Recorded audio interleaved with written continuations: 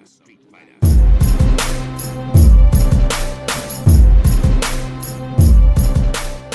this is Capital Combat. The name says it all. I'm Rob Jarrell, and this is the actual recap to this past weekend Showtime Championship boxing fights featuring Gary Russell Jr. taking on Tugstock King Tug Nyambiar. Yeah, it's a lot to say. The guys from Mongolia, and just kind of doing the best I can with that name. You know, on the undercard, we had Guillermo El Chacal, the Jackal, Rigondeaux taking on Laborio Solis out of, if I'm not mistaken, Panama, in their 118-pound matchup. And we got an interesting night of fights.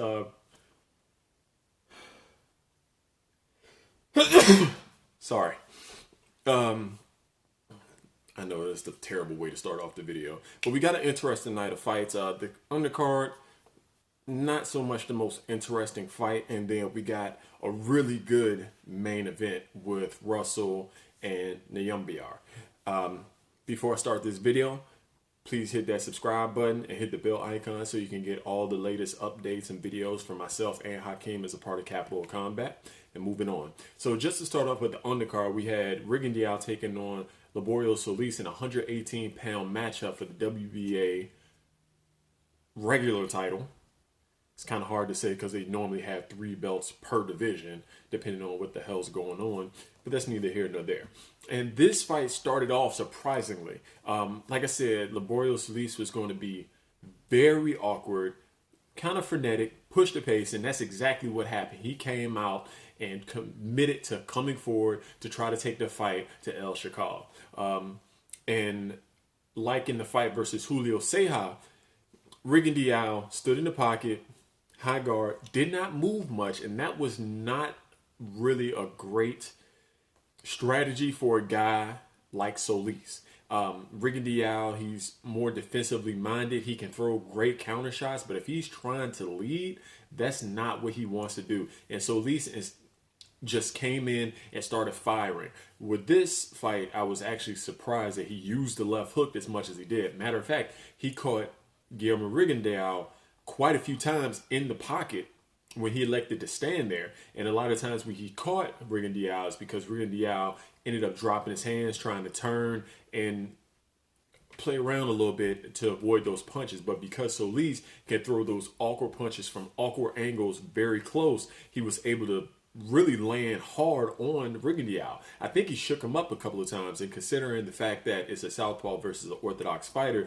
they got tied up quite a bit where there was some trips, there was I think it was a push-off, and in that first round, or after that first round, Rigondeaux was not having any more standing in the pocket against a guy who was as wild, and awkward as a guy like Solis, who is offensively aggressive. And then what we got for the rest of the next 11 rounds was Rigondeaux running or using more of the ring and movement, not attacking, going back to his old style of trying to draw his opponent in, feint him, and then counter, which he did quite a bit in this fight. I mean, I could try to break down each round, but Solis was winning the earlier parts of the fight just simply on coming forward. Somewhat effective, but not so much as he wanted to, because Rigondeaux was just comfortable just walking around the ring, making a miss, getting out of danger, and trying to throw that counter left straight every time that Solis got a little bit close. And considering that Solis does this thing where he feints the jab, tries the jab, and step into the right hand, where if he doesn't commit to it or throws it, he's squared up. And because Rigondeaux is someone who moves very well around the ring, he can counter. But a lot of times, like Earslande Lara, they will avoid a shot but be too out of range to really capitalize on the miss.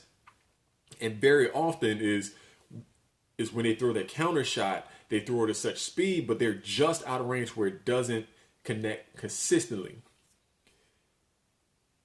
And that's what Rigondeaux did. What he did, he would try to throw a jab, try to counter, and try to lull Solis into taking a chance and jumping in and not being as committal to the right hand before he brought the left over. That Guillermo Rigondeaux would just shoot the left hand down the pipe, which he did quite a bit. But later on in the round, I think it was the seventh round, he caught him with a lead left uppercut. It really hit his mark, and it shook Solis so bad that the left hand was pretty much there all night. And because Solis's aggression and following around the ring was increasingly ineffective, Rigondeaux had to do was just stay out of range and shoot the uppercut, lead with the uppercut, then shoot the left down the middle.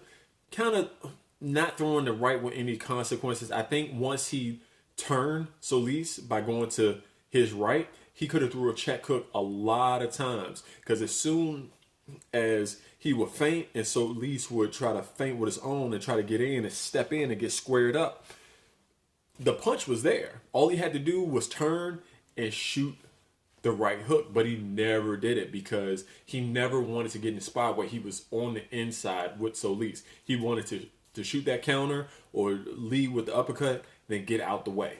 Solis did not do himself any favors because he just followed him around the ring. Really doesn't have the greatest foot speed, only when he's attacking to catch a guy like Rigondeaux. He should have cut the ring off, and that's something that they should have worked on, but I guess they assumed because he had so many amateur fights, and in his last fight he opted to stay in the pocket and be more offensive minded, they figured they didn't have to trap him, so that's something they didn't work on. There were a lot of boos in the fight, I understand, especially with the undercard, which was very exciting.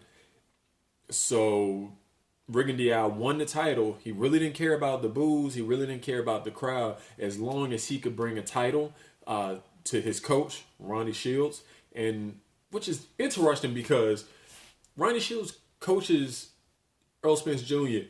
and, if I'm not mistaken, coaches Earl Spence Jr. and the Charlo brothers, who are very offensive minded. To have a guy like Rigondeaux not being a little bit more offensive and taking advantage of angles is very weird. There's probably something that they're going to work on, but whatever gets him the W at this point. But if he really wants to continue to get paid, especially in a deep 118-pound division, and maybe opting to go up to 122 pounds or back to 122 pounds, he needs to be more exciting. Let's move on to the main event. We had Gary Russell Jr. taking on King Tug, because I'm not saying his first name anymore, it's just too hard. King Tug Nyambiar out of Mongolia, for Russell's 126-pound WBC title. And this fight was just exactly what I said. The speed was a really big factor, especially early in this fight. Gary Russell really worked the body and really, again, it's a fencing match with the jabs, and he really got the advantage early with those very sharp shots. And Nyambiar had a hard time figuring out the timing for such speed in the ring. And it's a good thing too, because Gary Russell did not stand in the pocket with a high guard. He opted to try to parry shots, step out of range, a little bit of head movement, but he doesn't really overmove foot-wise, just as much as he needs to. And he really controlled the ring. King Tug did what he could. He tried to let his hands go, but Gary Russell did a good job of either rolling or parrying a lot of those punches. But as the fight kept going, I think King Tug started to throw more shots with more regularity and kept Gary Russell Jr.'s hands home. I think in some of the exchanges, Nyambiar would throw more shots, but Gary Russell would have more impact, and they were much more showier shots when he landed. They threw over 1,500 punches in this fight. Really not a high connect rate. I think it was like 15 for Russell, 17 for King Tug. And Gary Russell, who I like him, when he lands, he lands. But the problem is he either has a lot of throwaway shots, or he's not quite as accurate as he can be with a guy who is as skilled as King Tug, who to me, I think should get another shot very, very soon. He may have one comeback, but 126-pound division, I think he's a very good name. I'm looking for him to really get back in that picture and eventually get a title, especially with Gary Russell opting to possibly move up to super featherweight, junior lightweight, or even lightweight to take on Leo Santa Cruz, Gervonta Davis, maybe Tevin Farmer, whoever is at that division.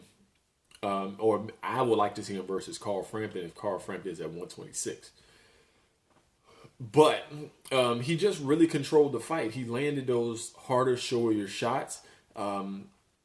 He was just out of range as he needed to be. And he really worked that right hook. And like I said in the preview, he needed to end his exchanges with that right hook. Now, granted, he got that short left straight into the body, but he needed to put an accent on it when he ended his punch combinations. And he did end it with a really good right hook in a lot of those instances.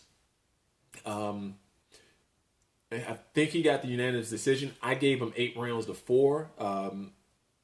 That was...